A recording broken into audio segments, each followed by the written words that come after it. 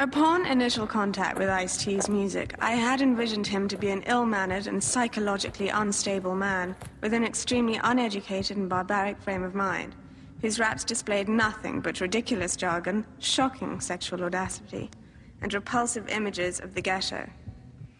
However, after further analysis of his music, I can deduce that he is the epitome of anti-disestablishment terrorism, who embodies the entire spectrum of the urban experience and struggle. But to make things more plain and simple to the layman, I find Ice-T to be the dopest, flyest, OG pimp, hustler, gangster player, hardcore motherfucker living today. To be honest, I am totally and completely on his dick. Welcome to the Ice-T Final Level Podcast, featuring your co-host, Mick Benzo, and your host, Ice-T. Hey, yo, this Ice-T and Mick Benzo. This is podcast number 35. Damn, number 35, man. Hey, the last 2 weeks ago, we had the brother Raekwon up here. I thought that shit was real. Yo, Ray is dope. But I learned some things about him. I thought he was always from, like, Staten Island. He said he was from Brooklyn. That's hot. Ray is dope. I mean, what I found out is, like, these super rappers, they're all dope. They got no ego.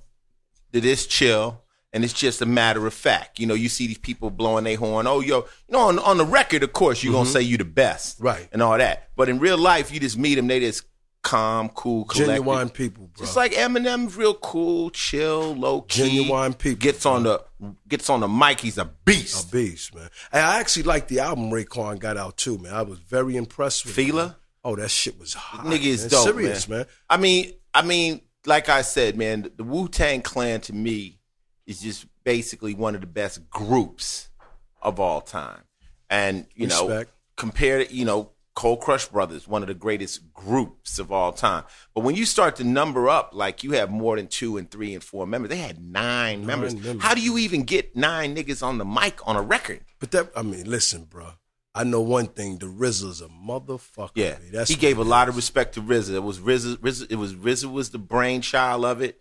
And, RZA's a good friend, too. Maybe we can get him up here. He's scoring movies, directed movies with Tarantino. Wow, that's powerful. That's powerful. This is what players do, man. I mean, we hope y'all enjoyed that last podcast. I just had to bring that back up because it definitely was solid, and I really enjoyed the album. And we also want to make sure, once again, I always say, please subscribe to the podcast, wherever you're looking at it now. If you're looking at it on iTunes, if you're looking at it on Stitcher, whatever you're looking at, just hit subscribe button. That way we get the numbers. The numbers are important to us. That's what allows us to keep the podcast free.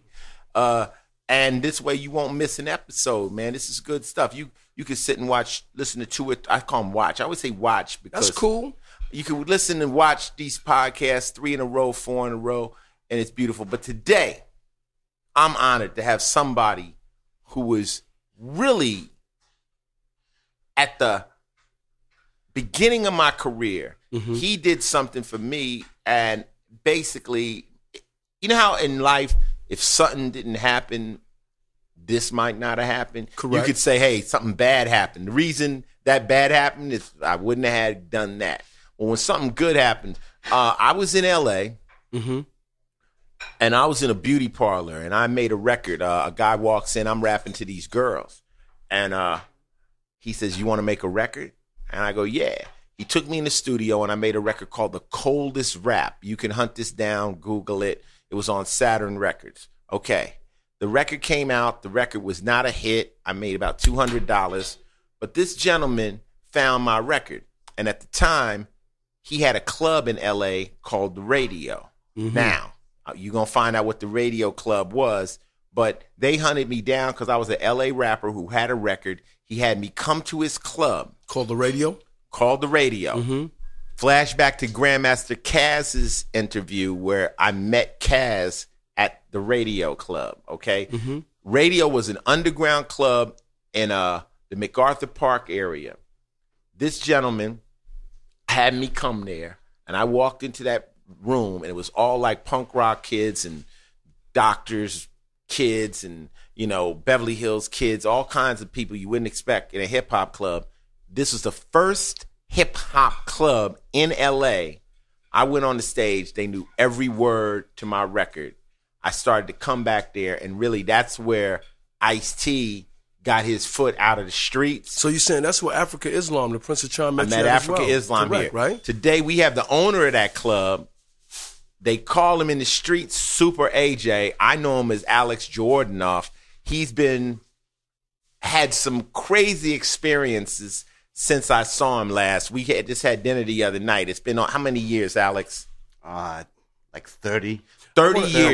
I want to say that's years. how powerful this podcast is. Here's a gentleman that you haven't seen in 30 years or had a club called The Radio in Los Angeles, California, and actually got a hold of you because of this fucking podcast, man. Not really. Oh, yes, it is. Yes, it is. You ain't going to take the credit away from this, man. No. He didn't ever even know we had a podcast. Alex came to New York and he called George and he said, I'm trying to find Ice because he's working on a film. And when I told him, I said, yo, Alex, we talked you up the other day on Kaz. You know how you'd be talking about somebody and you make them appear? We talk Alex up. Wow. So I had AJ listen to the podcast. You listen to the podcast with Kaz. Yeah, I listened to it. And I said, hey, in Europe. Yeah. They sent me the link. I listened to it. Oh, in my Europe. God, Yeah. man. But We're this in is- Europe, baby. Yeah, this is one of the coolest motherfuckers in the world. I like to welcome and thank Super AJ for joining us on the Well, podcast. Thank you for having me. You know, there's some moments in life. I was thinking that the other day. I was telling you that the other day. That are really powerful. They might last a year. They might last 10 years. They might last a month. But they make who you are. And this is what happened. I haven't seen him in 30 years. Today I walk in and the vibe is the same. It has not changed. It's like I know him like Like it was just a yesterday. nanosecond. Like, Like, let me show you the dog. Let me show you this. Like it's like there's no little ooh how you been? It's like let me show you my dog. Let me show you.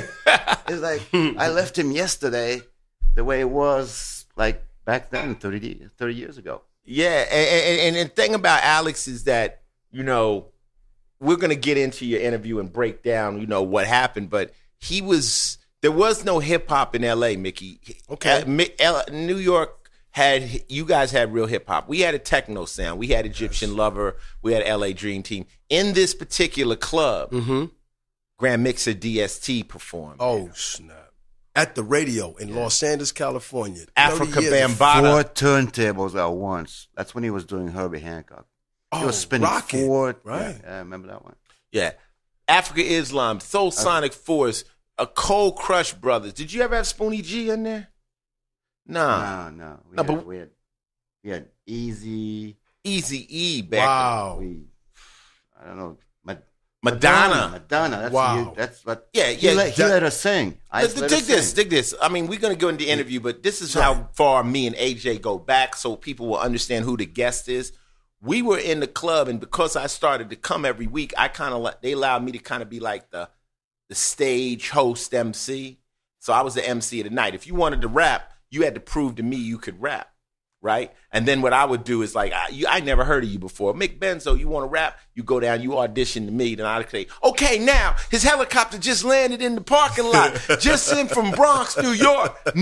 We give you an intro like you was somebody, right? Hi. And then you'd either sink or swim. Sink or swim. So one night, me and him are there, and this white girl shows up. She got a single, and she wants to sing. And I'm like, no singers, really. We had rappers, right? And they're like, what's her name? They say her name's Madonna. I ain't never heard of fucking Madonna. I'm like, Madonna who? Well, we heard it because she was at Studio 54. But That's I a haven't kid. heard of her. We're in L.A., so I don't know who the fuck Madonna is. So I'm like, okay. So we take her downstairs, and she's there, and she's just a young artist, like with a single. And she Right. goes, you know, my record's called Sexual Attraction, Physical Attraction, this, that, and the third. So I'm like, you got a record, you must be good. You can go on after Ja Dub. Like we had a rapper named Ja Dub. It's a brother from Beverly Hills. Like, I'm Ja Dub on the microphone. Right?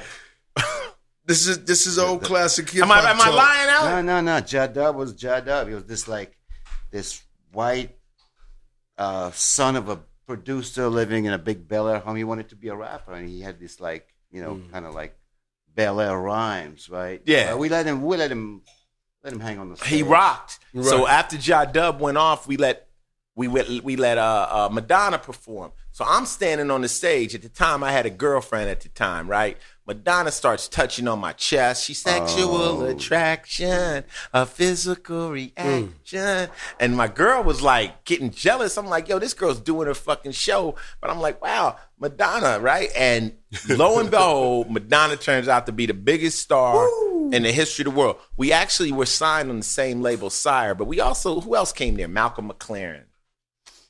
Prince, Michael Jackson, Jackson. Bono. And the club called Radio in Los Angeles. Prince was in your club. All the time. Everybody. Michael Jackson was in your club. Yes. Michael Jackson came to get the dancers. Well, where the Thriller. fuck I was at? Where do you think Michael Jackson learned how to Where do you think moonwalk? this like Sugar Pop and all these guys came from? He came like, hi. I can actually show you to track the movement with Michael Jackson hooked up. Michael Jackson, I don't want to go into. But anyway, all right. My buddy used to date Janet Jackson. His name was Renee. He was a popper, a break dancer from our club. Michael found him to teach him how to break dance and pop, and he met Janet and ended up dating Janet. It was all happening at that time, and the movie Breaking ended up coming from there. We're going to talk about that in your interview. But we're just honored to have Super AJ, one of the guys who had a part in really giving me a break. He was the first person that booked me and let me know that, hey, there's something else I could do other than the streets. And he has incredible stories that have happened in the past 30 years, like getting kidnapped by Al-Qaeda. Why don't we wait to do that with the interview? Wait a minute, let me just tell you some of the stuff coming up. He got kidnapped by Al-Qaeda, and also he bought a nuclear bomb. All right, so that's coming up. Did you hear that? This is the type of guy I fuck around with. So, Alex, you ready to do this podcast? I'm ready. Let's do it. Okay.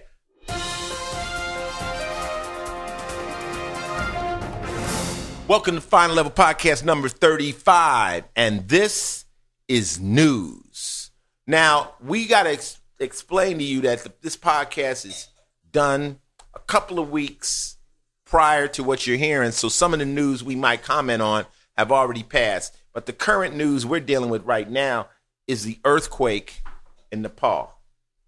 And last thing they said it was 2,300 people died. 2,300 people in the earthquake. And you said it was on the Richter scale of what? Like 7.9. Damn. 7.9. Damn. And, you know, I'm from California, and I've dealt with earthquakes. You ever been in an earthquake, Alex? Yeah. Yeah? I mean, he's from L.A.? 25 years in L.A. That's like maybe 4 earthquakes. He's in L.A. Did you hear what he said? It's like, when you live in L.A. by 25 years, that's 4 earthquakes. Like 4 earthquakes anyway. I remember one time I was in an earthquake, and I was living in Hollywood Hills, and I was sitting on my bed, and this whole room started moving. I just felt like my house might slide off the side of the hill, but I'm like, well, at least I'm on a mattress, so I'm a ride. That's like, once again, that's like when I was in L.A. when you brought me out, like May 15, 1989. It was an earthquake. I thought it was a tractor trailer riding by the hotel because everything just started shaking. Yeah. But that was an earthquake that I wasn't aware of. It's not a laughing matter, you know, and when you're dealing with someplace like Nepal or you're dealing with someplace, you know, especially where the buildings may not be built as strong as they are here in the United States, a little shake and those buildings go down. Yeah. You know, and they got brick and mortar over there and they're trying to live in. Our hearts go out to anybody who might have a family member over there. You probably, one person from Nepal is probably listening to this podcast. Yeah, well, I'll accept that. And we're sending out our love and our respect to anybody that, you know, anybody's ever had anybody that they lost in a natural disaster and stuff. But, you know, that's the big news today, and it's a serious point. And on this podcast, we make a lot of jokes. But this is serious. Our condolences go out to anyone that lost anyone. And that was news.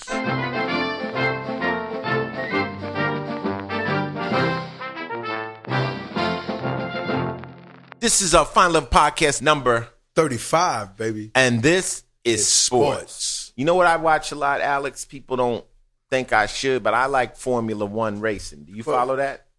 I do. Well, I don't. I used to follow it. It became so predictable lately that it's sort of watch it once in a while. I mean, you used to watch it when Schumacher was running. Yeah, all these guys, Alan Prost, Schumacher, Senna, Ayrton Senna. Yeah, remember him? Yeah. He was like a crazy Brazilian champion. Absolutely, and I've been following, Formula One and IndyCar racing.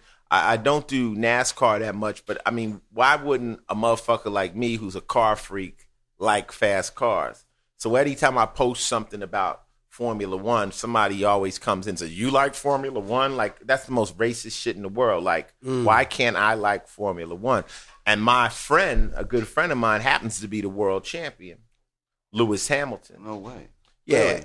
I met Lewis Hamilton in L.A. with my buddy Klaus, crazy German who runs CEC Motoring. And I actually rode in a car with Lewis Hamilton through the streets. A Formula One car? Nah, in a Porsche, a sick ass. Did he drive it like he was on a racetrack, or just drive normally? When he drives normally, you're holding your fucking butt cheeks together because this little motherfucker boosts.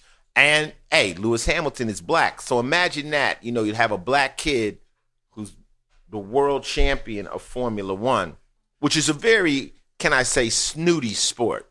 It's upscale. Like if IndyCar is a Timex, Formula One is a Patty Philippe. It's the most high end. It's a Rolex. Yeah. Baby. It's a race about. It's a technology race, really. It's a technology. I mean, but the like technology is is set by the driver. No, it's funny, bro. It's funny that you say that, Ice. That people think it's very snooty to watch car races. It's like I like watching the Kentucky Derby. Right, horse racing. I like horse races, and I don't see why people don't like things that are different, and they just stay so stigma-minded on one thing. They rather watch just stigma-minded. Yeah, that's it. A mictionary. Mictionary. That's my mictionary. That's my mictionary. That goes in my dictionary. No, but I'm saying, but why they, focus on one sport that they only look at, like you say, maybe baseball, basketball. Get out of that. Like what you like. There's other things that are in the world that you can pay attention to, and you might grasp to liking it. So this year, Lewis has come out the motherfucking box winning. He's on running. Vettel is got a chance. He won in Malaysia, but Lewis won in China. Then he just won in Bahrain, and he is a motherfucker. He's racing for Mercedes this year, and I didn't think Sebastian Vettel could be beat. Like 2 seasons ago, he was racing with Red Bull. I just did not think anybody could ever pass Red Bull. Now Red Bull doesn't even seem like they're in the game. I even heard Red Bull was saying they might drop out of it. Why would they drop out of it? It would cost a lot of money. Funding. You know how much it costs to keep a Formula One car? Somebody said almost $1 billion a year.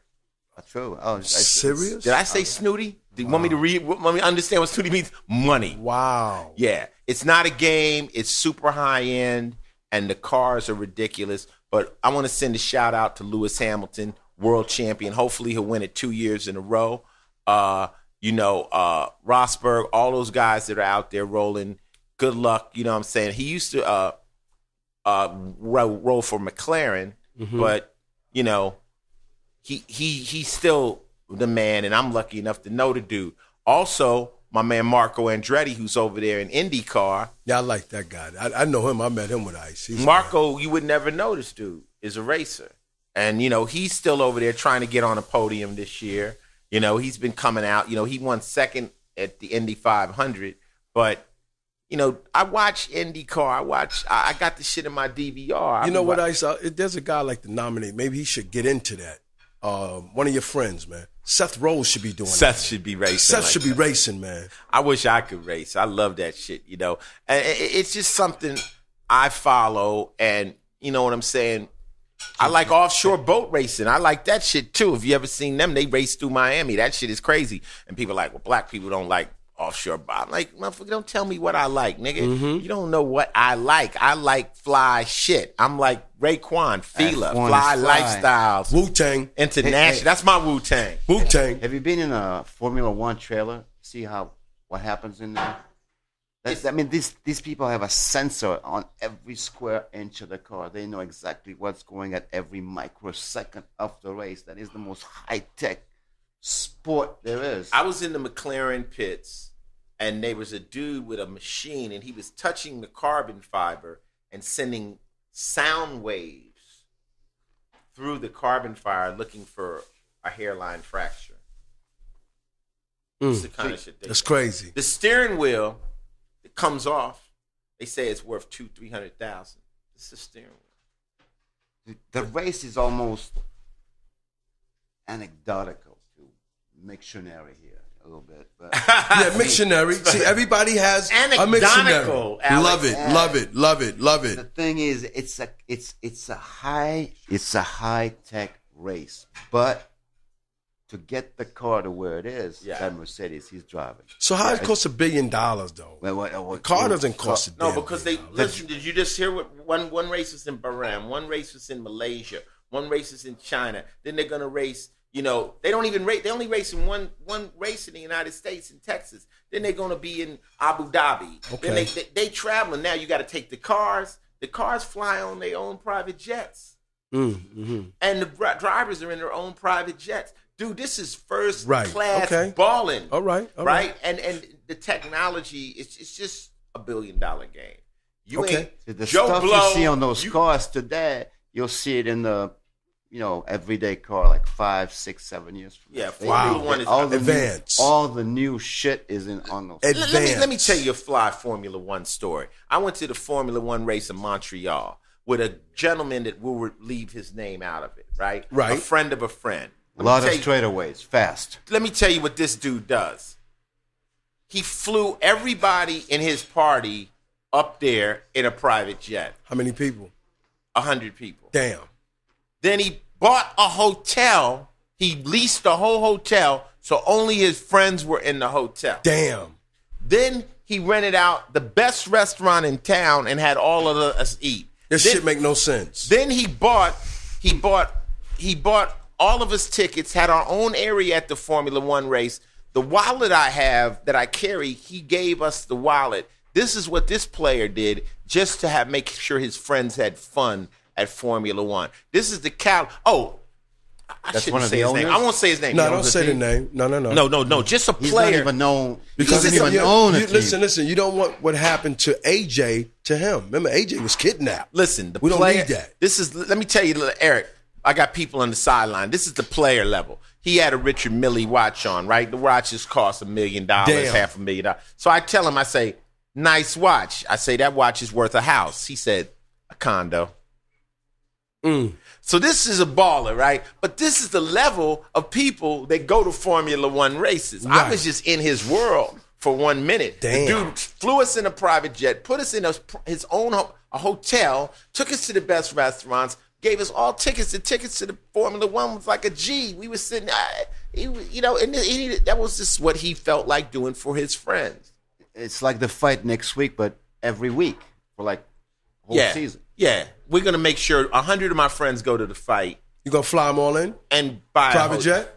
all of them from You just separate gonna go to places. MGM? You gonna take the MGM Grand? Just go ahead and buy it all out. Don't let nobody else in there but your friends. Nah, it wasn't a big hotel. It was a small boutique hotel, but no one was in it but us. It was a Crown. Hey, look, enough balling. And for the record show, that was not my money. This was a dude I was with. I was just sitting there like, can I have a glass of water? I was Right. happy to be down. Can I get some French fries? Formula With that? One. I had a great Hot. time. God bless Lewis Hamilton. Hopefully you'll win another world champion. And don't say black people and hood motherfuckers don't watch Formula One or Indy racing. That's racist. And that's wait a minute. That's a pun. Don't say we don't like racing because that's racist. That's racist. And that was sports. Yo, this is podcast number 35, and this is TV. AJ, you watch anything on TV? You Better live in Call Saul. I like that show. You live in France. Yeah. So, do you watch French TV or you watch? No, man. We got like 4G phones, and we can download any show, stream any show we want. That's good. I mean, I've been checking So, out Scandal. Oh, you like that too? Oh, I love Scandal. My wife loves that. love Scandal. My wife What you loves like that about show. Scandal? All the chicks love Scandal. Maybe you be talking to a chick, Scandal comes on, that's it. They shut you down. That's it. Yeah. What's Scandal French about? chicks, American chicks, whatever chicks. Scandal's on. Scandal comes on. shut That's down. it. You out. That's it. You Your out. ass Forget out. it. So Scandal is about the president having an affair? Nah, not Scandal, really. no, It's really like the female Olivia, right? Olivia Pope is a political fixer. So anything that takes place that has scandal, she can get it fixed so it doesn't actually hit all the press and make you look bad. I think she's messing with the president, though. In the show, she's sort of messing with the president. What do you mean, Sort of. how's that Sort of. Well, she never went.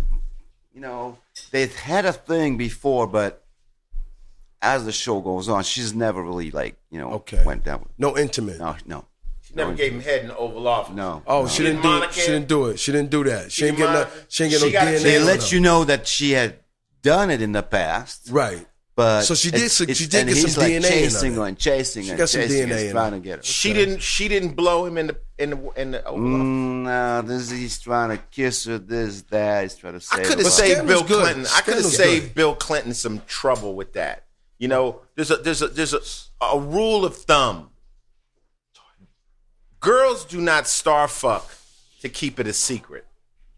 If you're a star and a girl is about to give you some pussy or suck your dick before you macked her down or took her out, she's doing that to tell people. You know what I'm saying, Mickey? A girl ain't gonna star fuck you and not tell somebody. She gonna tell her sister. She gonna tell somebody who got Twitter.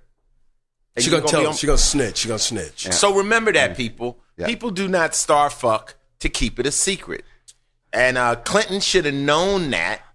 But that was the presidente, man. I mean, listen, he's the boss, man. You like a job, you give me a little head. You know what I'm saying? Yeah, that's crazy. What about Sal? Better Call Saul. That's sort of a spin-off of Breaking Bad. Remember Breaking the Bad, lawyer? one of the greatest You're watching Breaking Bad, right? TV shows All of right. all time. Remember the lawyer? Yeah. Better Call Saul. Saul. He's a motherfucker. Well, that funky office with the Statue of Liberty, the funky secretary At the that strip greets you. mall. At the strip Yeah, mall. right, Yeah. exactly. Well, that's the story of that same guy, but like years before he became the mob's lawyer or the crazy Right. Mexican dealer's lawyer. Right. That's his story 10, 20 years before that. Alex, our As he's becoming like the crooked, corrupted, underhanded. this is all we care about. Our podcast listeners really listen to what we say. Is it approved? Should they watch it? 24/7. Okay, Oh, that's you like what's it up. like that. That's what's up. I can't let this get away because I got to speak on this. We're talking about scandal and watching those kind of programs that the president is, soliciting with one of the females and this and that. But we're gonna have a lady president in a minute. Yeah, that's We are quite gonna possible. have a lady president in a minute.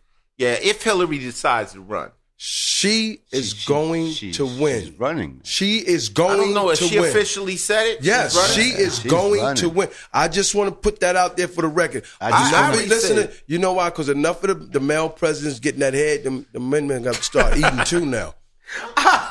The men got to start eating. Lord have mercy, Mickey. Craig. I just want to put it out there. I hope Elizabeth Warren runs as well. Okay, Elizabeth Warren. Senator Warren, yeah, but obviously, What if she runs as the vice president? Wouldn't that be dope? 2 women. I'm like this. When Hillary, I don't think they see eye to eye. when Hillary didn't win, Mm-hmm. I thought she did the flyest thing. She just fell back. She played her position And went and worked with Went and him. did Secretary of And State. worked with the president. Helped Barack Obama. Now Yes. she will be endorsed by Barack Obama. Correct. I believe she can win. And I listen to the Republicans, and I can't even ID with these cats. The one guy from Texas is crazy, and they're talking about we're not gonna let them take away our guns. I'm like, Yeah, is this I motherfucker really believe. on that? I really believe she's gonna win. I think we're going to finally have a female president.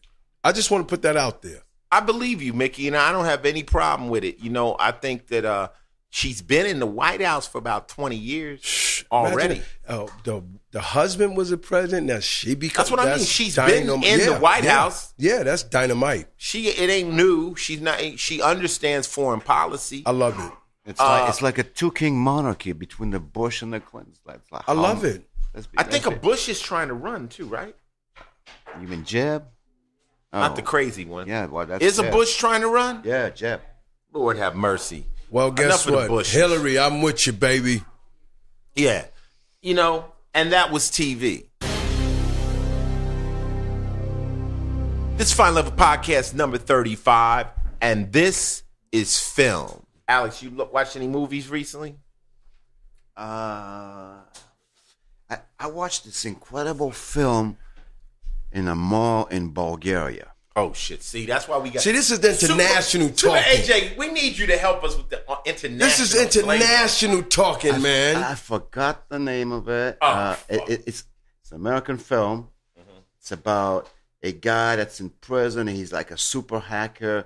There's this disaster with a nuclear plant in China. Somebody like really hacked the systems, and they get him out of prison. He goes out there like help the Chinese. And there's a lot of like chasing and shooting and what is it like? It might have been the movie. They did a hacker movie recently. I think I know which one it was. I think I saw the trailer, but I don't know the name. It just came out like a month ago. Yeah, well, I know the listeners know what movie it is, but it was dope. Oh, so that thing was like awesome. Yeah, it might have been, I don't know how we'll even find it. Do you know any of the stars?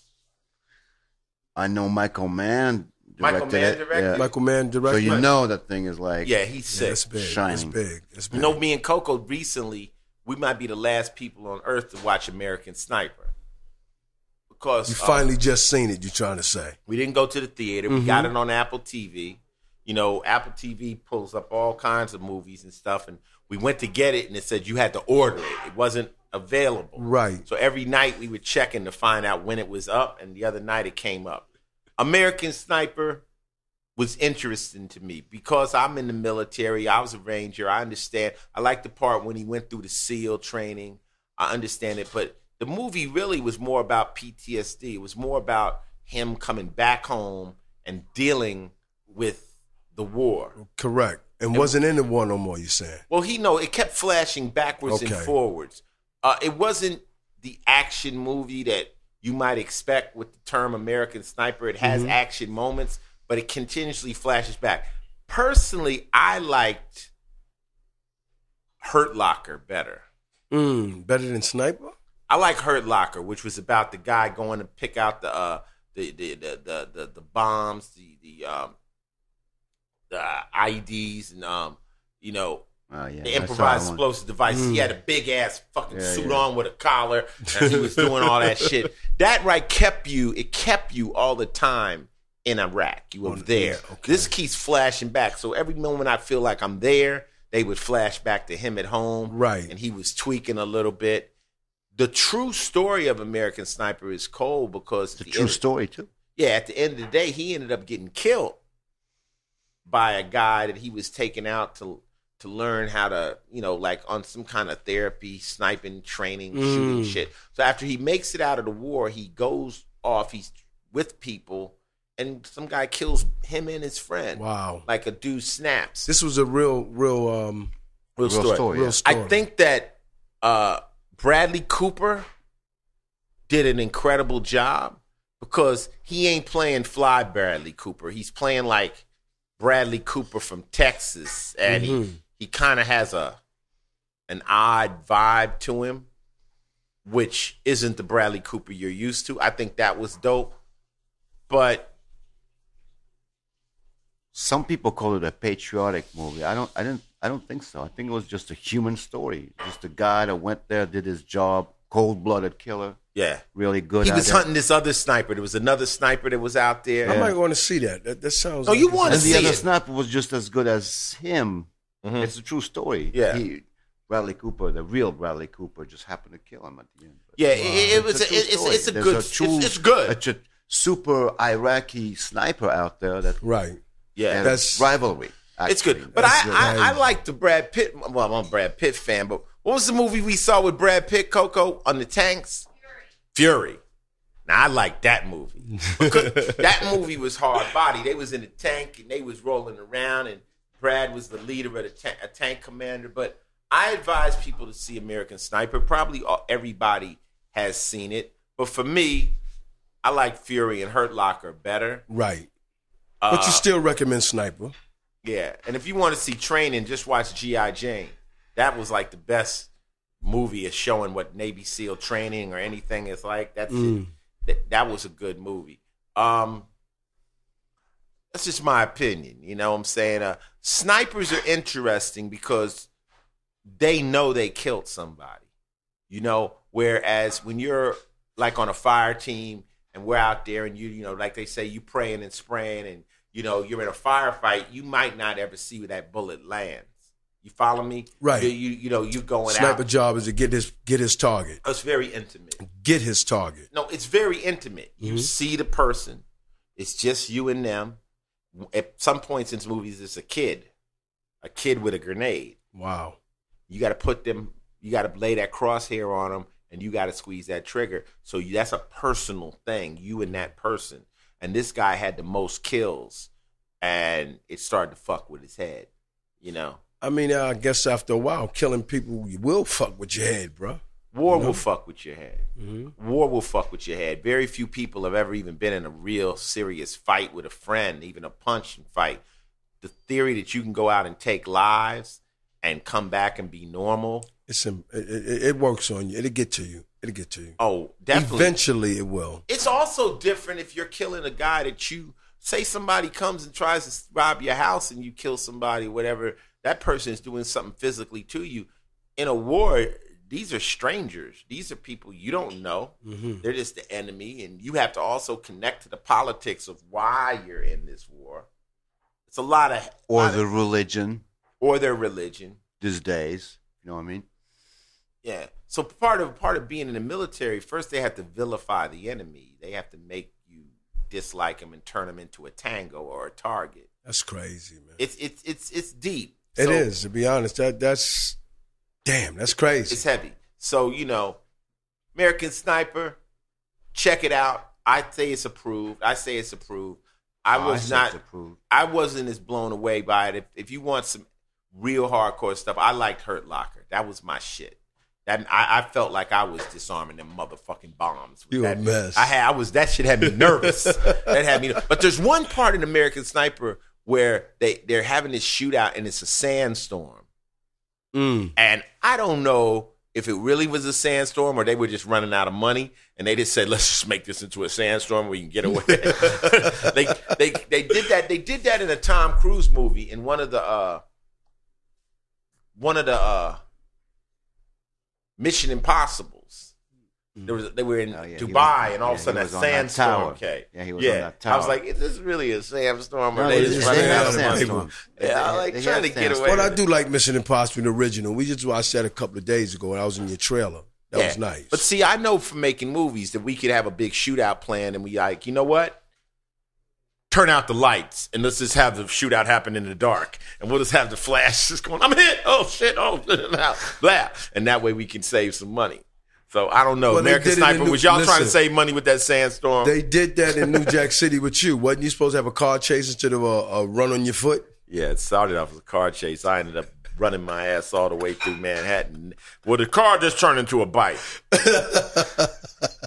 That's how you do a cheap movie. You're doing a movie and it says you crossed the river, right? And then we ran out of money. So then what they do right before you walk in the room, they hit you with a bucket of water and you walk in and you go, damn, that river was a motherfucker. God damn, I'm tired. And that was you crossing the river. And that was films.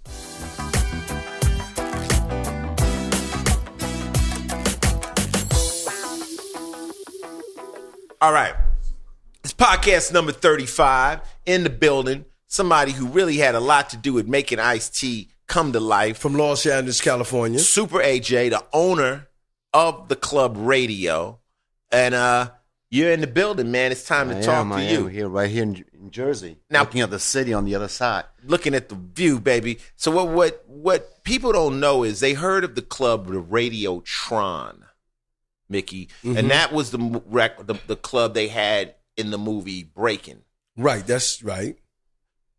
The radio was where they found us. They walked into the radio and they said, we want to use you. We're going to use Boogaloo Shrimp. We're going to use the glove. Would you guys like to be in a movie? But they didn't want to pay AJ. They were cheap. So let's start from there, AJ. So they said Radiotron and not radio. No, they said, we want to come in, we want to use all the dancers, all the rappers. We want you to do what you do every week to pack that club. And I said, okay, fine, no problem. But hey, how about helping us a little bit? Give us some money. Give us some money. So this is almost they were similar, so cheap. Right. This is like a Crush Groove when they used the Fever, but they actually used Sal Avataro and the Fever. They didn't want to use AJ's club or even AJ in it. They took the name. They changed the Fever to they used the Favor. club. The flavor. Foul. That's foul. Yeah, they took the club. They took everybody in it. They took the walls. They took the whole thing. They just did not want to kick back a little bit of cash. And so to save some money, they called it the Radiotron. That's a company foul. called Canon. Doesn't exist anymore. Canon Films. So that's the horror story. But what made you decide to open the radio? I mean, you're Bulgarian by way of France, by way of New York, right? By way of L.A. Right. Really, New York was never really. Oh, you never stopped in New York? No, not really. So it was Bulgaria, France, L.A. That's right. What made you decide to open up a hip hop club? Actually, I came to New York and I met this guy's Futura 2000, Fab Five Freddy, Wow. Bernard Zechary. And they took me to this place called Negril on 2nd Avenue. Mm-hmm. It still exists. It still exists. And from the Negril, it went down to the Roxy and this. That's and 18th that. Street. That's where hip hop was, At skating ring on the west side. Yes, sir.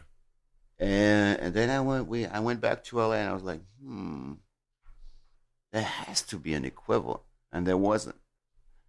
That's So- because hip hop was only in one circle. It was only here. We didn't realize it was other states. You brought it to a great state. And that's the cousin of hip hop, Los Angeles, California. Los Angeles had a different dancing. We were lock popping Yeah. they were, but you guys had more lock popping and we had a lot more on the floor. That's right. Not lock popping, pop locking. Mictionary. Mictionary, lock popping. Pop locking. So you said there's nothing similar. No. So how did you go about starting the club? Well, we had no money, obviously. Obviously. So we went to see that crazy guy. I don't know if you remember him, the guy that ran the place, that old theater that was like it's abandoned. Right. And so we told him, look, man, we're gonna bring some people in, this and that, and we'll pay you later. That's very hip hop. So you was on some Popeye shit. Give me a sandwich. Yeah, give us the spot. As soon as the Tuesday. Gladly pay you Tuesday. No, we'll pay you that night. As soon as the people come in, I will pay you that night. we'll pay you that night. It was like $400. Right. Wow. We opened. You weren't there the first night because you came the second night. Was I there the second night? Yeah, the second night. I The didn't first even know night that. I thought it was up and running. Damn. Oh, it was that early. And first night we had Grandmaster Flash, Grand Mixer DST, DJs. B-side was this white girl that was singing on Freddie's record, our first record that came out. Mm-hmm. And that was it. And at midnight, there was no one. It was empty. It was like not a soul. And the guy was wanting his money, and he was getting all grumpy. And he was a little, like one of those meth heads or whatever. Remember that guy? He was kind of a. I don't remember him, but he was a this meth head. big guy from like, I don't know, half cowboy, half meth pipe smoking. Half and half. Before meth became popular, he was smoking Yeah, meth. he was funky anyhow. But at one, So was wait, the packed. first night you said there No, was listen, nobody listen, there. listen. Midnight, Nobody No was there. it was empty. Okay. 1 One. o'clock, packed Oh shit. until we had to close for police reasons. Really, Wow. like a year. It just and stormed some in like later. ants. Just came in the joint. I don't know. How did the word get out? To this day, I don't know, man. We had flyers, this, that. We had a little write-up because we had brought Flash out. The only guy that was sort of known because of the message. No one knew who Grand Mixer DST was. I don't It even costs know. a lot to get Flash to do it? No, Flash happened to be there, so it was like, Damn, that was good timing. Good timing. So I got this little record out in L.A. and I was signed to a record. Well, I didn't sign, but I had a record with Saturn. And tell them the story about how you found me when you called. So the week 2, we had to get somebody. Right. And so I went driving down Crenshaw and stopped at the first record store. Started flipping through records. There's no rap records, none. Wow. No, I mean there's Curtis Blow back then. No West Coast rapper yet. No. And I see this little Because your money was short, like so you needed something from in the West Coast. Yeah, we're not gonna fly. We borrowed money to open the damn thing, so we're definitely not gonna fly people out of New York. Besides, there were not that many in New York either. Right. Like D Train and what was it, like Bambaataa? That was it. DST. Cold Crush. That was not Right. either. You can't afford it. Okay, so you're going through the records. Go through the records. They see this record. There's this little blue label. So it's like Ice-T. What the fuck is Ice-T? Ice-T, who the fuck is Ice-T? Let me call that thing. It's like there's a number around that little label. I'm like calling the number, and he picks up the phone. As I'm looking for Ice-T, is this Saturn? Was it Saturn Records? Now tell me how grimy is that?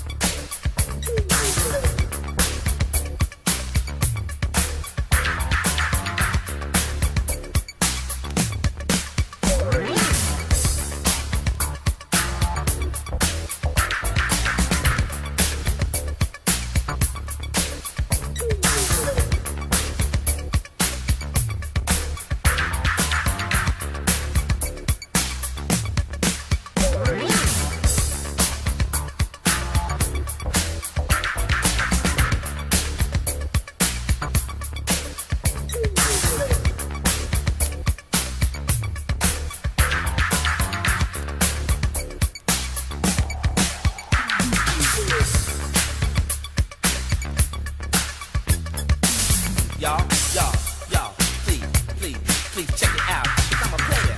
I'm always clean. I rode Mercedes-Benz when I was 17. From the womb to the tomb, I run my game. 'Cause I'm cold as ice, and I show no shame.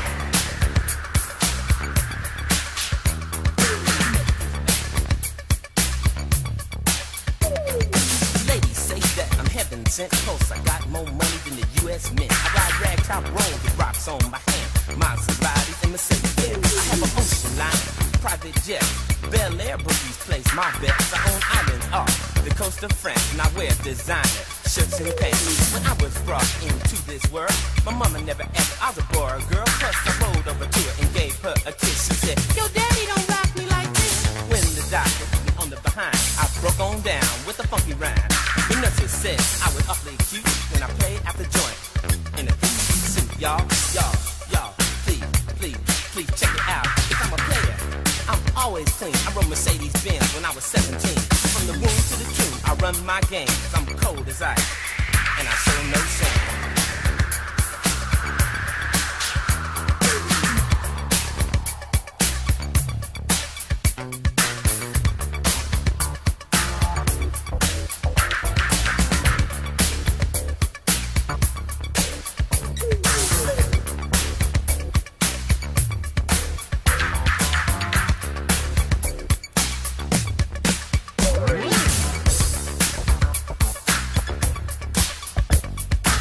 By hand, I said, "Come with me." We drove off in my bitch. She said to me, I took her to dinner, I took her to the show, I took her to the studio because she begged me to go.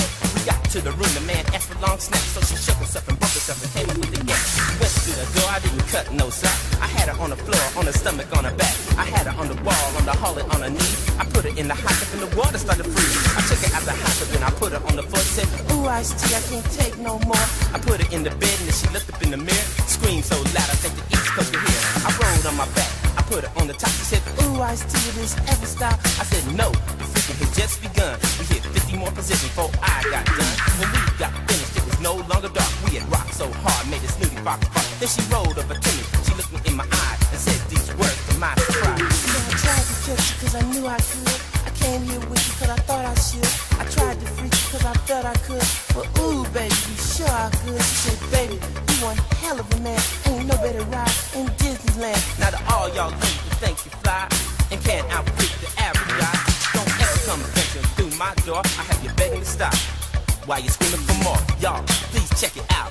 All the ladies in the house, come check it out. Cause I'm a player with Q's on every hand. So deeply in pocket, I control the man. But we all know how I earn my pay. Cause you don't wanna work. You got to play.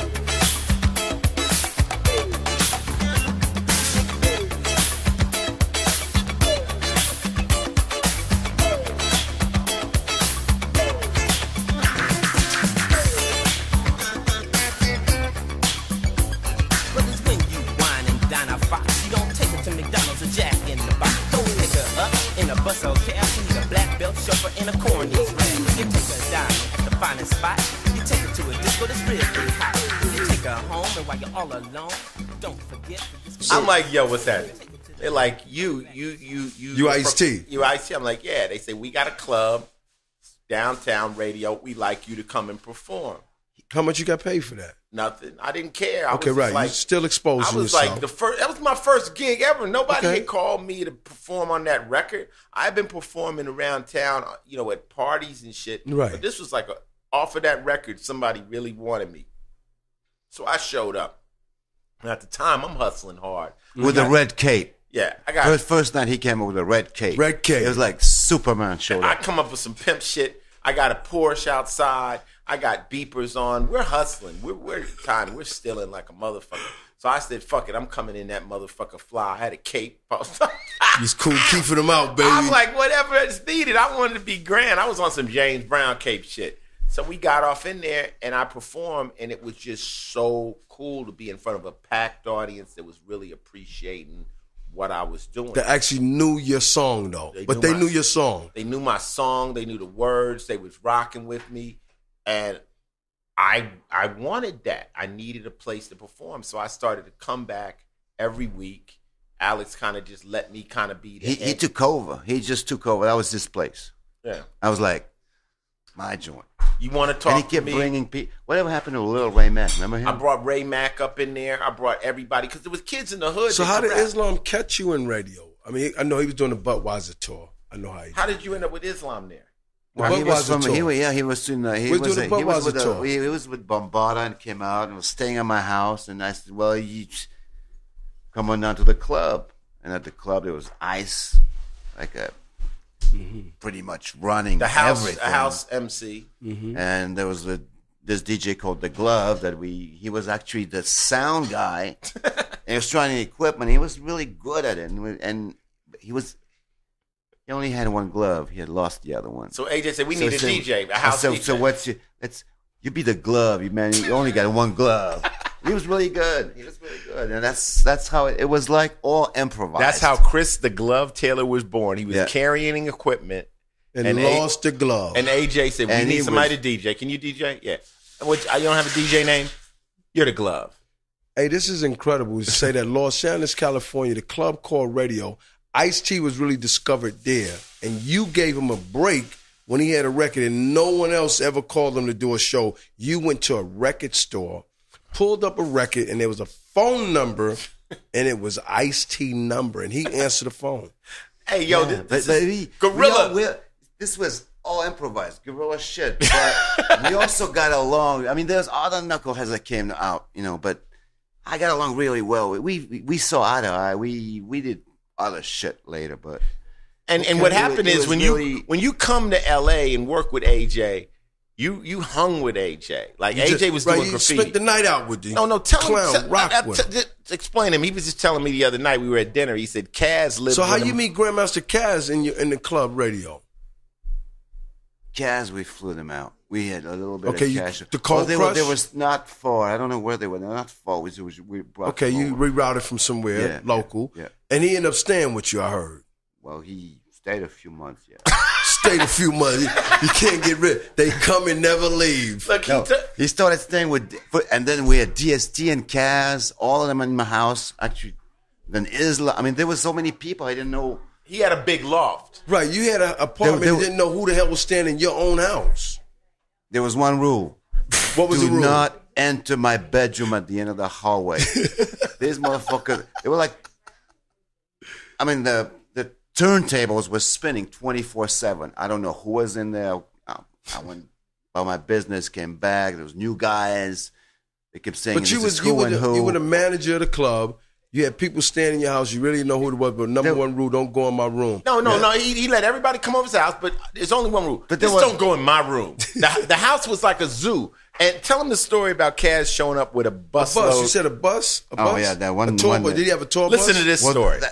That's one of the episodes of many. I know this. That's the one we're not even going into your Afghanistan shit yet. Let's just go into this Kaz story. You're going to enjoy this. Kaz and... there was somebody else with him. I don't know. I think it was JDL. Remember JDL? Yeah, that was JDL. JDL. JDL is still JDL. He's still. They come back like at 2:30 in the morning at the house and go, "Yo, hey, you know what, man? Like, we got some friends. We picked up some Italians, man." I'm like, I look out the window. There's a bus. A school bus? Like an MTA bus. Full of Italians. I said, "Well, Kaz, man," it's like, "What's up with the Italians?" He goes, "Man, they got everything, man. We're gonna party." I'm like, "Okay, whatever." So all these Italians, they're talking Italian. Ooh, da da da da da da. Yeah, but turntables are spinning, and they had a lot of cocaine. And that's when. So Kaz takes a mirror off the wall, puts it down, and they just was doing blow. And that's where it happened. That's where it happened. This is the kind of shit that happened in that house. MTA bus pulls up to your house. Full of Italians. Was it stolen? No, it's one of those like Hollywood tour buses full of Italians. Full of Italians having at a 2 good in the night. morning. Yo, dog. Do you wish you didn't get them to come play for you at this point? You're like, damn, why did I fly them in? AJ's too cool. This is the coolest person in the world. Like he says, if you come over my house, there's 20 rules, right? Right. You going, there's only one rule. Just don't go in my room. So we can have fun. So this is it. Yeah, go have a ball. Just don't come in my room. But people that would come, that we had a special rapport. I had a special rapport with Kaz. I mean, he played ball all day. Yeah. With DST. Right. So occasionally he got ID'd by the police crossing the street. Oh yeah, jaywalking. Yeah. Jaywalking. I got one of those out there in Los Angeles. So listen. So the movie Breaking comes out. I ended up going on my journey. I haven't seen AJ in 30 years, right? AJ, I always talk about him.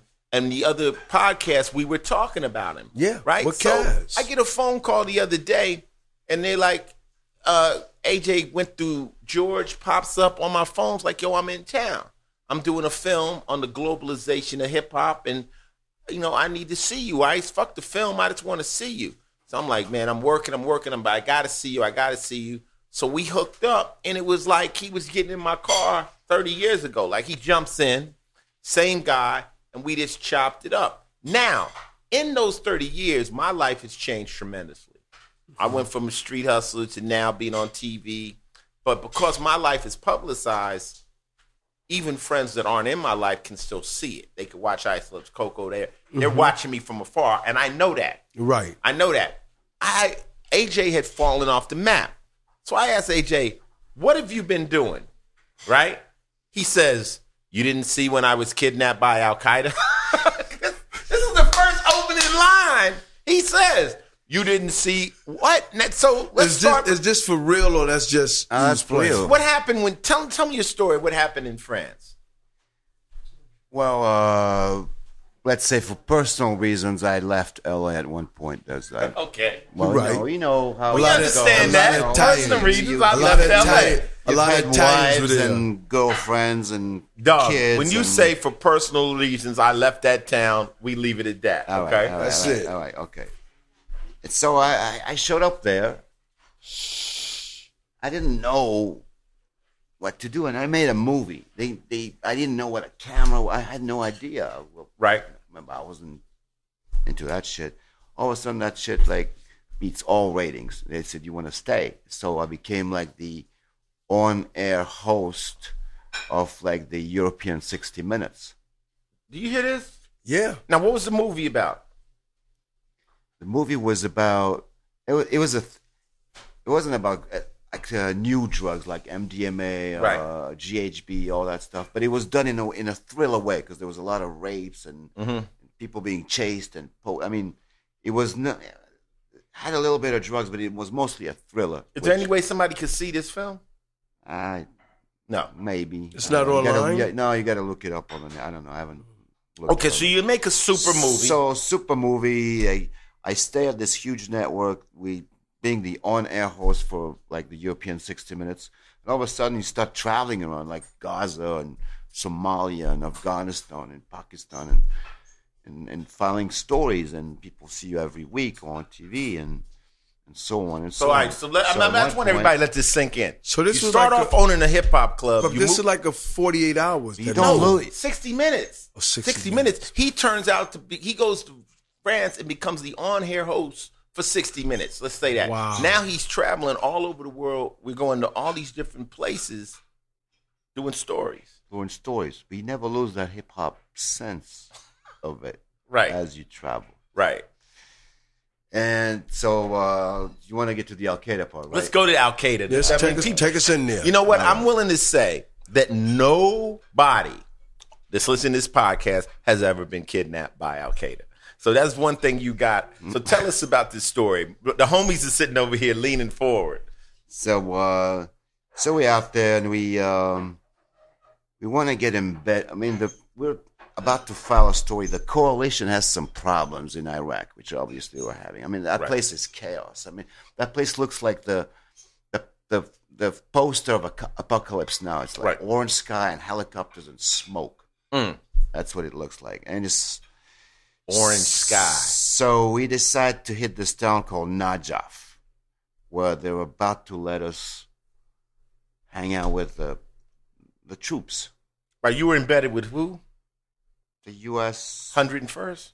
Not the 101st, but it was, I forgot. It was Okay. 89th Airborne or something. 89th Airborne.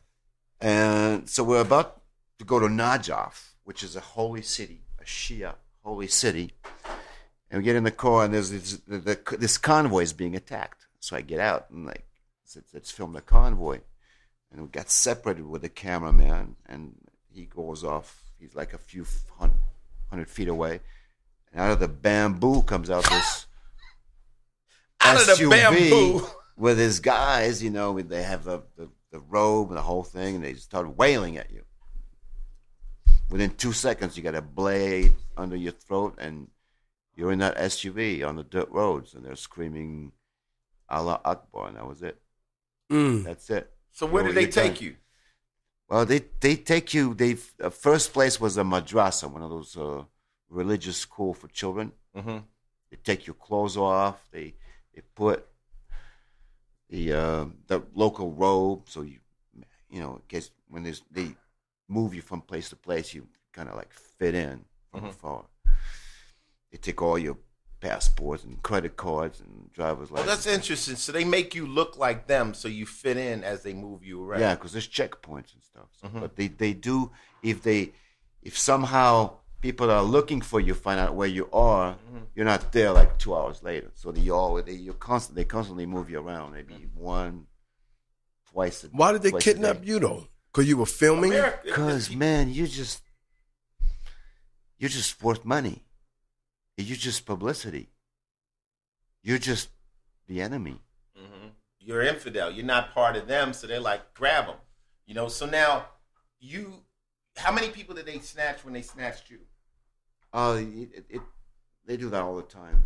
No, I'm saying at the time when you got snatched. Oh, there's many groups. There's that group. There's this group A, group B, group the Islamic Army, the post-Islamic Army. No, I'm saying in your convoy that when you got hit. That's just me. Just you. Just me. Wow. That's it. All alone. Okay, so you actually made it. He was telling me also that like when they behead people, you were on the scene when that happened before, right? They make tapes. They make you see those videotapes like the Daniel Pearl thing, and there's a poor guy sitting in the front, and all these dudes behind him with like AKs and a big flag. Well, behind the camera, which is what you're looking at, there's like 50, 100 people angry looking at you, and the dude's filming, and they're saying shit. You're like, they're convicting you. And at one point, the Allah Akbar chant starts, and well, lucky I didn't kill me. So how did you duck that? I don't know. No, when they take your shit, your passport, your wallet, everything. 2 weeks prior to that, I was in Gaza, and I was hanging out with the boss of the Hamas, which is like, to them, it's like the enemy. No, the guy that's on the front line with the ultimate enemy, Israel. Hamas is fighting the jihad versus the evil. This is deep, man. This is deep. So this is deep. Now he's on the front line, Mickey. I somehow got along with the guy. He found out I was born in Bulgaria. It took me to a Bulgarian place in Gaza, which just like, it was some Palestinians that had learned how to make Bulgarian food from Palestinians that worked in Israel. They were working in a soccer stadium. They're migrant workers. At one point they came home, they opened up. Anyways, he took me there, we got along this, and he gave me his business card.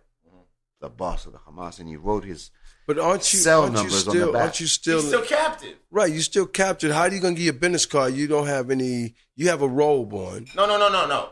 They take your wallet. He met this guy ahead of time. 2 weeks prior to Iraq, I was in Palestine. He met the head of Hamas, and homie gave him the business card. Right, but they took all of his information. Yeah, but they look at it. They look at it. They look at every single. It's almost like, let's take it to the hood. You got kidnapped, and inside of your wallet, you got kidnapped by some Zulus, and they open your wallet, and they see Bambata's card. Right, they're like, oh no, he's one of us. Right. Okay, keep going. So they found this. So no one has the Hamas's boss's cell numbers. Who the fuck is this guy? That's probably what happened. Nobody has that number. And it broke Not down even the Bulgarian Mossad. food. Got you. Yeah. So how did they release you? Funny thing, they move you around. You went to like 20 different places. A day? No, within the whole little stay. How long were you captive? A week. Okay. At the end of it, they bring you back your wallet. There's not one thing missing. Every single, except the money. It's about $5,000. Everything's back. Every single little business card, little matchbox with numbers on it, passport, drivers, everything is as it was. They bring it back. They're very well organized. So they brought it back to you because of that card that was in there? That's what he thinks. I think. I don't know. I mean, they didn't tell you. You said, I want out anyway. I'm going out. No. Now, when they let you go, did they just drop you off someplace? Yeah, they drive you back to Baghdad, and they drop you off at this huge mosque that Saddam built with those minarets that look like missiles. Like Saddam built that shit. The Qura mosque, it's called. Deep. So they drop you off there. And this is deep. Then they call us the special forces to come get you.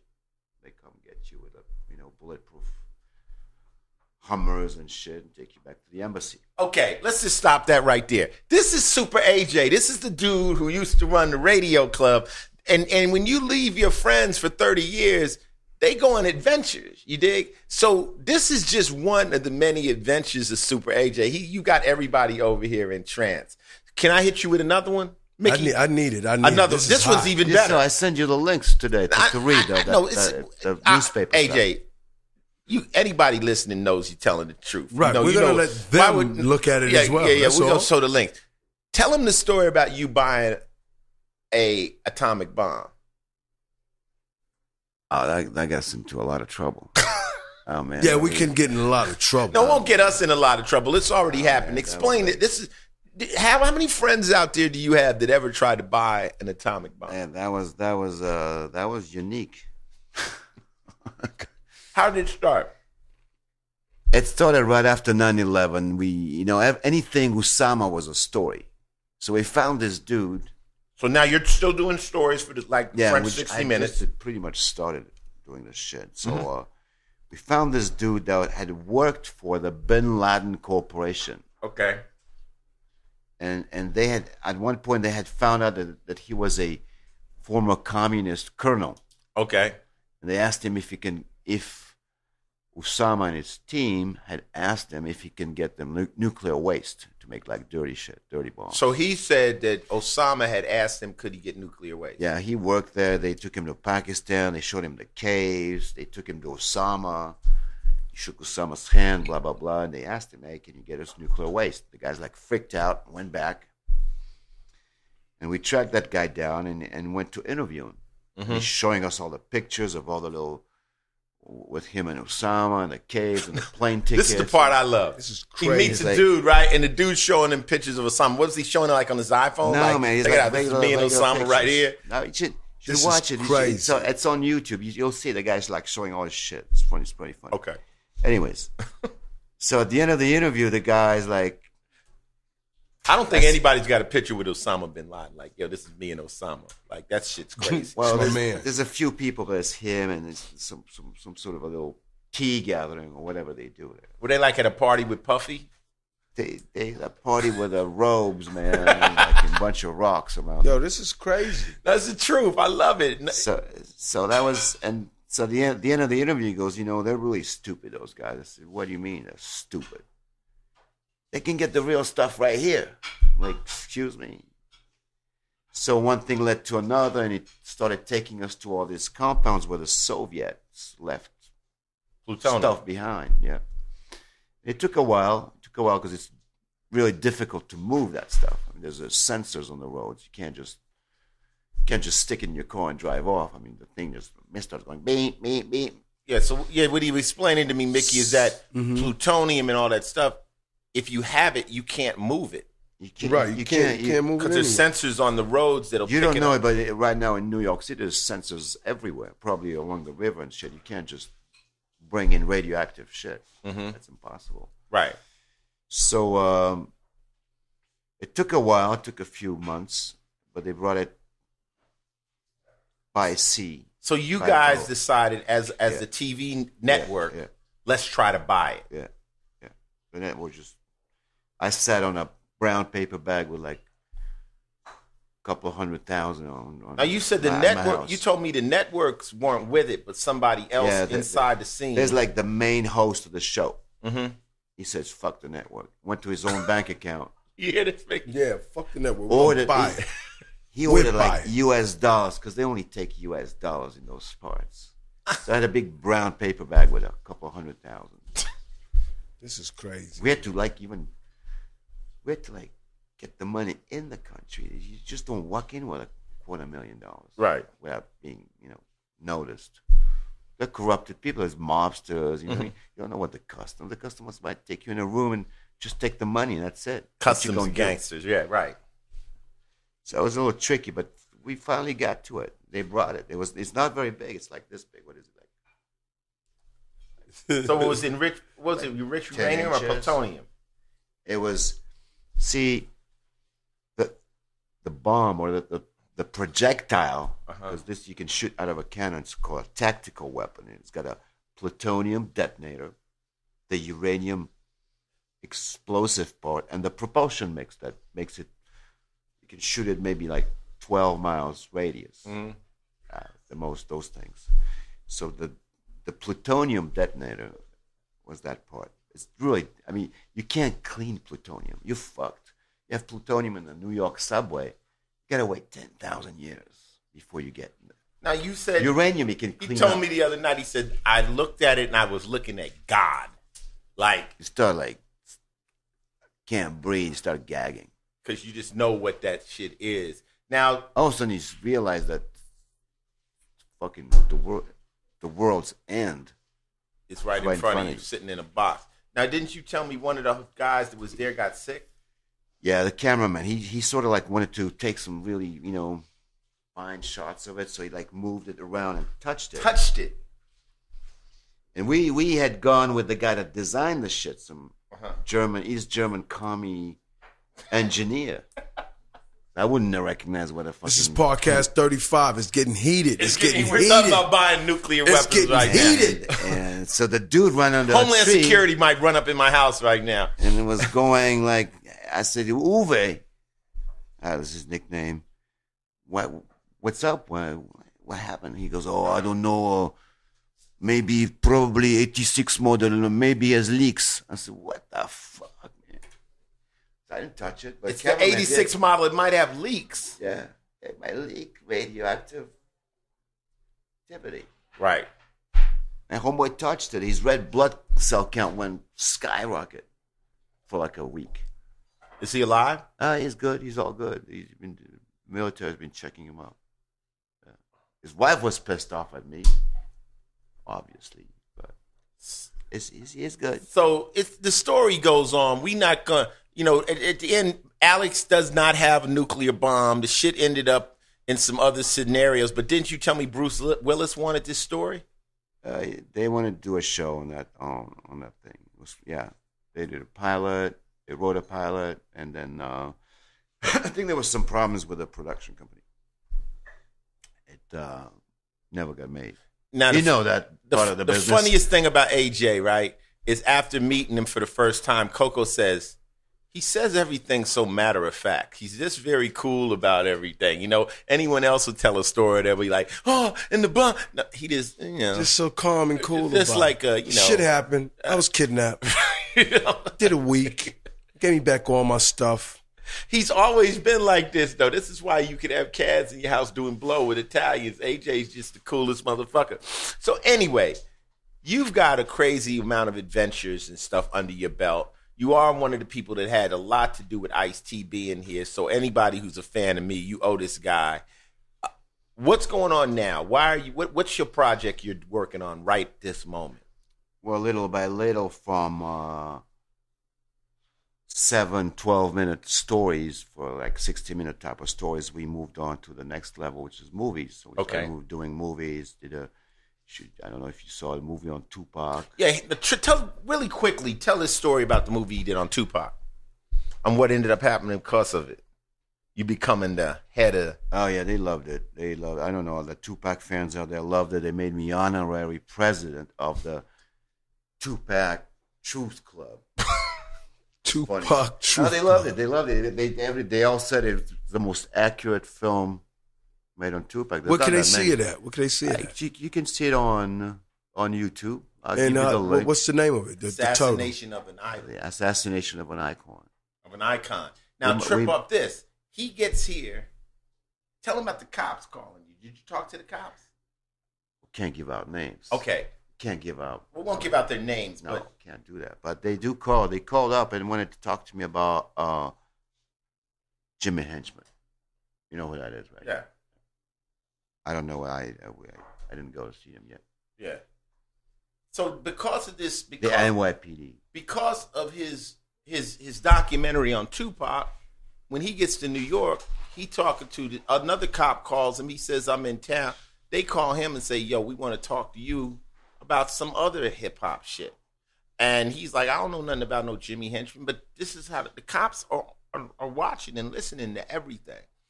So, because he's an authority on Tupac. So he might be on the radar for flying. I told him the cops probably followed him here.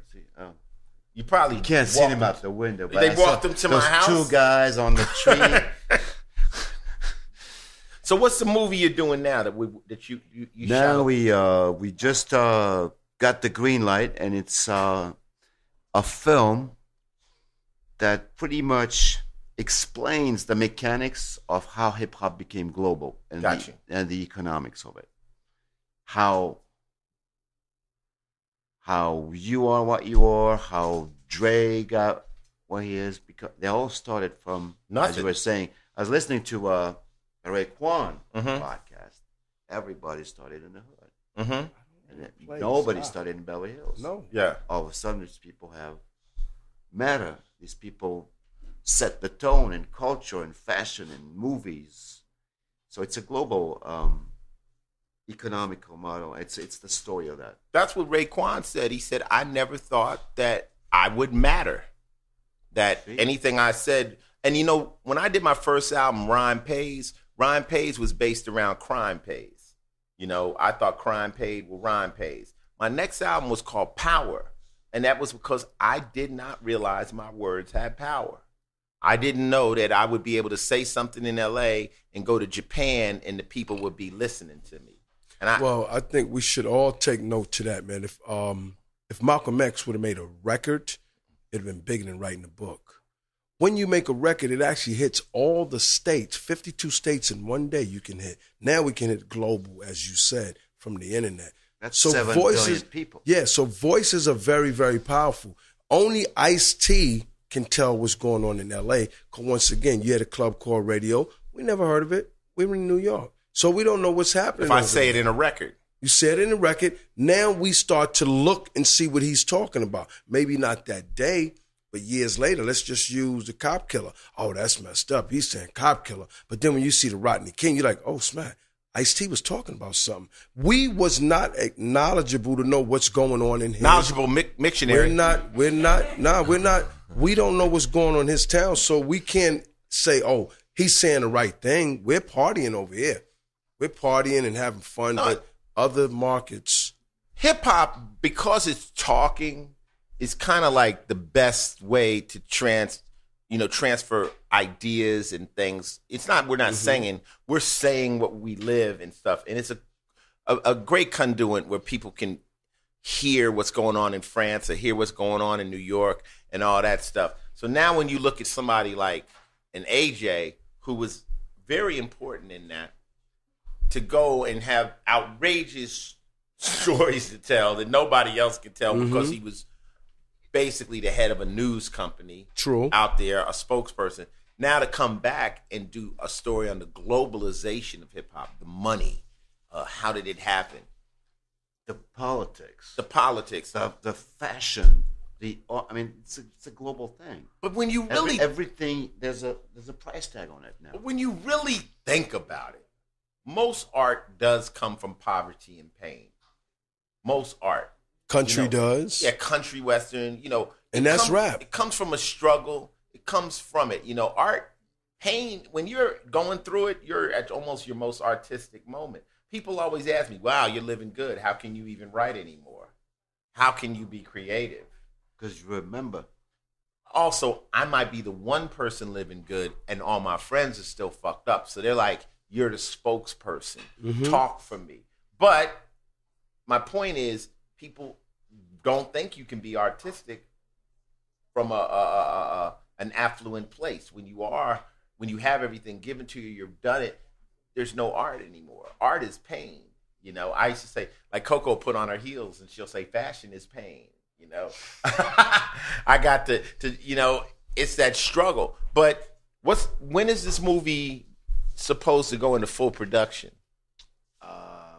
We started today. I don't know if you noticed, sort of. Right. It's really going to kick in next month. Okay. Shooting should take a couple of months, really. And this is a Canal 1 production? Canal Plus, excuse me. And Icenary. Like the HBO of Europe. Right. And then there'll be part 2, which will be a world distribution. I don't know, we'll see. Whoever's out there, HBO, Netflix, this, that, Paramount, whoever wants it, they'll get it. Well, you know what, AJ, man, I'm just glad to see you, baby, man. I want to talk to you. My boys are sitting over there saying, man, give us some more of that adventure shit, because you probably seen a lot of shit, and you're so intelligent. You know, you do know a lot of things that, you know, that's what it's all about, exchanging information. We call it building here. You know, me and you, we could pick your brain for hours about all that Al-Qaeda stuff. That stuff crazy, because you watch it on the news, but to talk to somebody that's actually been there, boots on the ground, as they say in the military, that's crazy. That's crazy. So look, you went through some crazy shit too. Yeah, I've been through some crazy shit. Because you and I went through what we went through, right? It's who we are today. Somehow part of it, and this is why we're still here. It gives you soul. It gives you soul. People always say, well, Ice, who do you deal with? I say, I deal with people that got soul. You know what soul means to me, Mickey? You've been through something. Mm-hmm. If you ain't never been through something, you ain't got no soul. You might look at a poor person on the corner and be like, well, get a job. You don't have any compassion because you ain't never been through it. A soulful person realize how easy that could be them. You know, when you see things. Trading places, baby. You understand things. And you've been through a lot of shit. I've been through a lot of shit. My wife's been through a lot of shit. People don't know, oh, Coco, you've always said, no, Coco grew up with her mother taking care of her and her sister. Her mother had cancer. She been through some shit. And that gives you soul. That gives you that ability to appreciate what you have and to stay in the game, baby. So it's an honor, baby. He was hugging me the other night. He's like, Ice, you know, it's 30 years, man. That's crazy. And you got to see Kaz the other night. Well, how was it seeing Kaz? Oh, Kaz. I ain't gonna lie. I ain't gonna brag, but I ain't gonna lie. His son comes out, because I call him up. There's a mob outside. Right. He goes, oh, he's right behind me. He never gets up for no one. You must be a very important person to him. Right. So he was happy. He was like, had tears. And yeah. We were hugging. You're part of our life, AJ. You're part of our life, you know? So we about to get back into this podcast. You with it? We got a couple more segments. Couple more minutes. Come on, baby. Yeah, man. All right. Y'all heard the voice of AJ, baby. Super Y'all need to check AJ. him out, baby. That's the Club Radio in Los Angeles, California. And guess what? Just listen to it again. Maybe you hear what he said. And also, check out the assassination of an icon. And that's his Tupac. film on Tupac Shakur. How about that?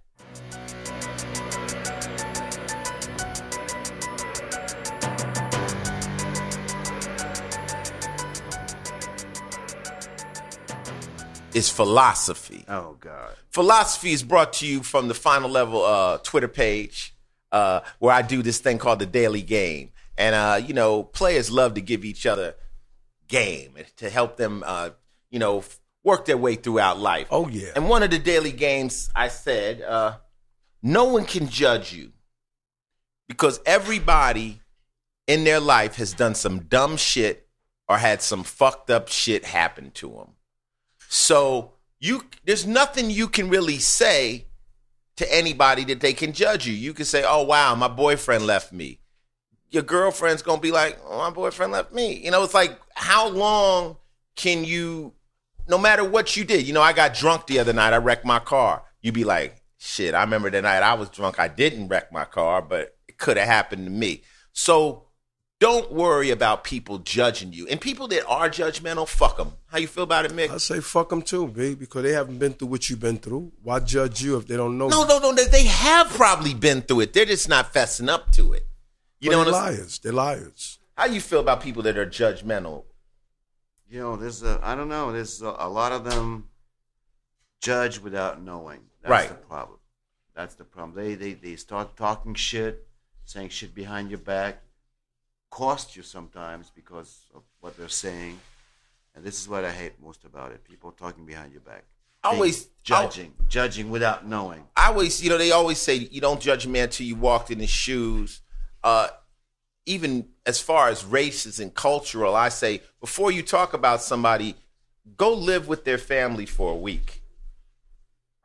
Just go live in their life. Go.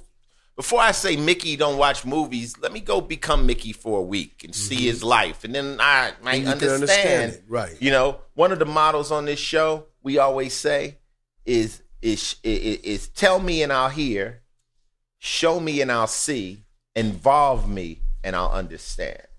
You know? So we believe here that people that are judgmental are motherfucking suckers. Fuck them. You dig?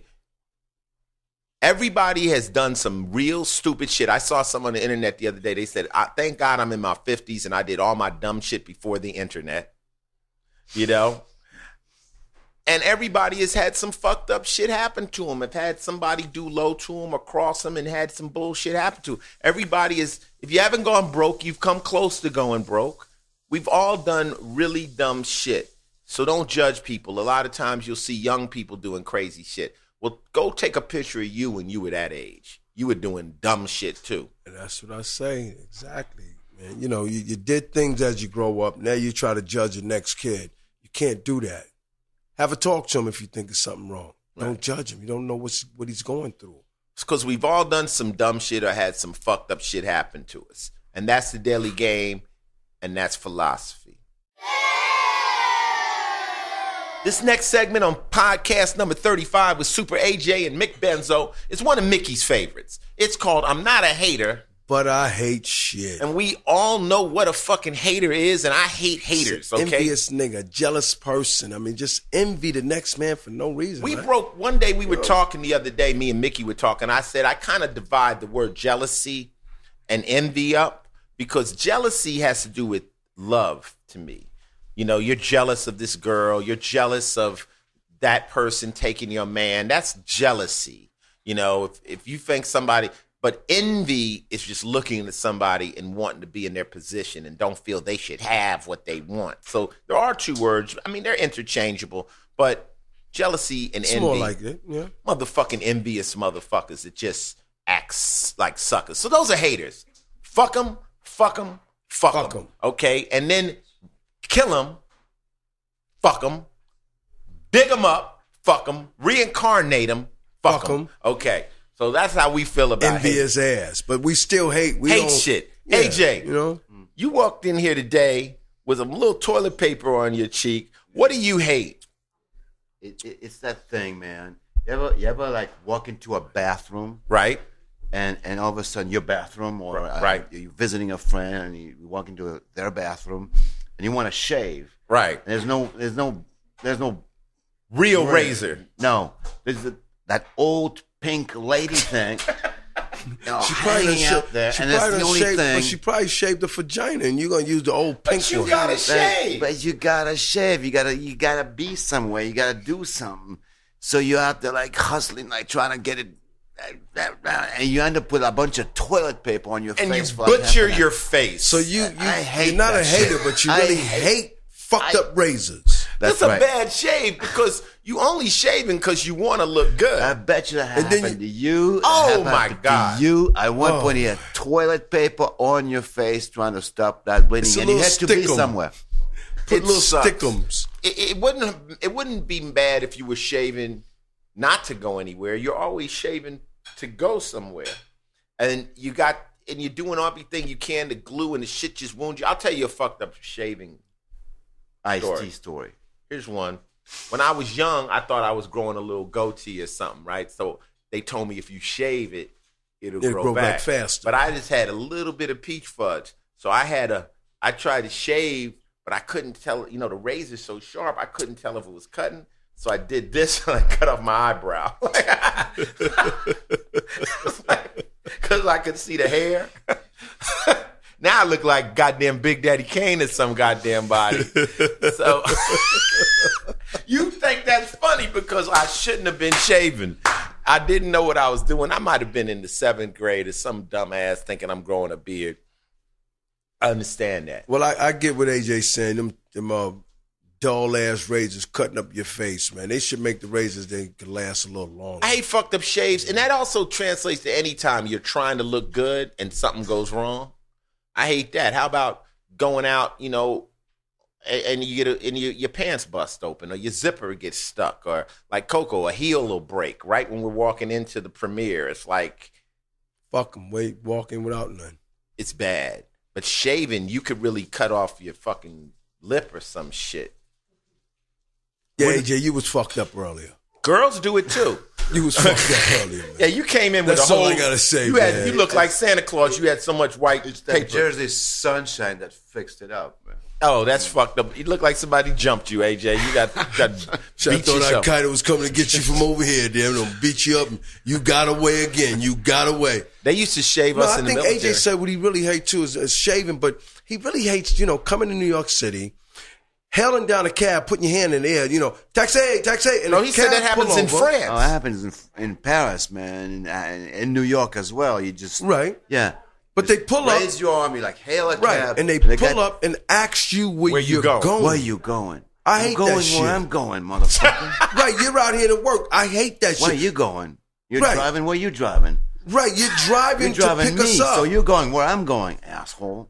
So you're not a hater, but you now, really Alex hate is that white. shit. Alex is white. So now black people, we think it only happens to us. No, we pull up, they ask us, where you going? You say, Brooklyn. They say, we off duty. You said, sir, the sign wasn't off. They say, we're off duty. Well, legally, if you get in the back seat of the car, they got to take you, right? Where they told you that at? Legally. Right, where they told you that. That's some shit that they don't even exercise.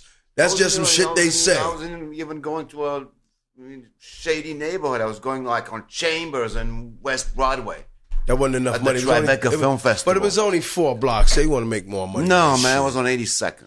I was in a fucking cab with Saladin Crushmaster back in Trust the me, day. that's a solid D. And then boy. we get in the car, and out of nowhere, he goes to the cab driver, "You got a gun? I feel like murdering a motherfucker right So now." that can scare I said, the "Let me shit out." out of him. Okay, I'm getting out at the next exit. That Saladin, could why scare did you the just shit out of threaten somebody. The motherfucking cab driver. I just felt like it, Ice. You got to watch your homies that just feel like scaring people at any moment. That's what they do. When you're not around, now you're around and they're doing it, like walking up to people like, "Give me your money." Yeah, that ain't cool. I'm just fucking with you. No, that ain't funny. That shit ain't By funny. now, the dude has had a cardiac arrest, and Saladin looks Crushmaster look like a goddamn baby gorilla. he looks like death. Like if you Scary looking. If you see him, is my phone over there? Scary Coco, looking. is my cell phone over there? I want to show you what Saladin looks You like. should have seen the security at Kaz's party last night. No, That that was actually, it was at the door. Bam Bam was at the door. Bam, bam. Yeah, Bam Bam, and we It's had just some dangerous dudes. Zulu warriors were there. They He dressed told me nice. it was a cop. No, that's Bam Bam. He is massive. He's big and ugly and can fight. And he I love him. You do I not love him. wanna Bam Bam, cross- we talking about you. I love him. Hey, so AJ, man, thanks for being on Podcast 35. It's a pleasure. It's a pleasure to be here. After all. After 30 goddamn years, you ran back into your boy Ice-T. Right. Yeah, and this is But you've been following him. He's no longer in the record stores. He's on the internet now. on TV, He's nigga. on TV at the movies, man. Stop Shit, fucking man. around. Yo. We got a couple of big announcements on the way out of here, AJ. We are still promoting and heavily promoting the Art of Rap Festival. This is Mickey's baby. It will happen on what day? July 18th and July 19th in Los Angeles, California. theartofrapfest.com. Which is a spinoff from my movie, The Art of Rap. And we're just trying to bring hip hop back to, the front lines. All the What's the what is Art it of Rap Fest. Artofrapfest.com. Get your tickets.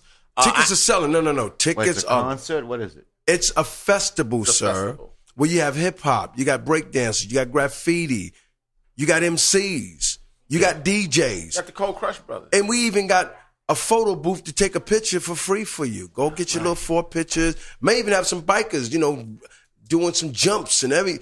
The festival will take place. 2 of them, July 18th and July 19th. In Los Angeles, California. And tickets are selling. So do me a favor, get yours so you don't be left outside. I got an email from John Reese. He told me how many tickets sold in 1 Yeah, hour. in 1 hour. We're not gonna say it. No, we don't put We numbers ain't gonna on. jinx it. But We the ain't put tickets are no, selling. we're selling for real. And by the end of the day, we did a hell of a good job, man. Yeah. For So- one day. Wow. Yeah. So that's one news. The Art of Rap Festival. Here's another news. Oh, I want to talk about this other news, man. I don't know if you guys looked on the internet, but we've been holding our tongue. But all the Ice Loves Coco fans, we will be back on TV coming up in August this summer. Ice-T and Coco are going to be doing a show. Do you know where what television network you're going to be Fox. on? Oh, at Fox.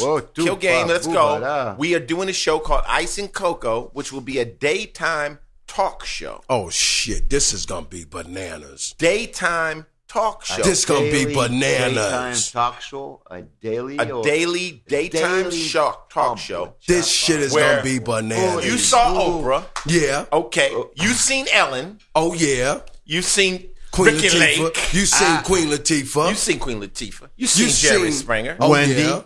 You seen Wendy. But you have not seen Ice and Coco. Is it going to be Ice Loves Coco? Or? No, it's Ice and Coco. We are the first married interracial couple ever to host a talk show. So what's the name of the show? Ice and Coco? Ice and Coco. That, not Ice Loves Coco? Just Ice and Coco. Okay, well, Ice and Coco it is. Like Kelly and Regis. Oh, shit. Ice and Coco. On Fox TV? On Fox TV. What we did, we got picked up for a test run. Are you going to be like at 10 o'clock at night? What are you going to talk about?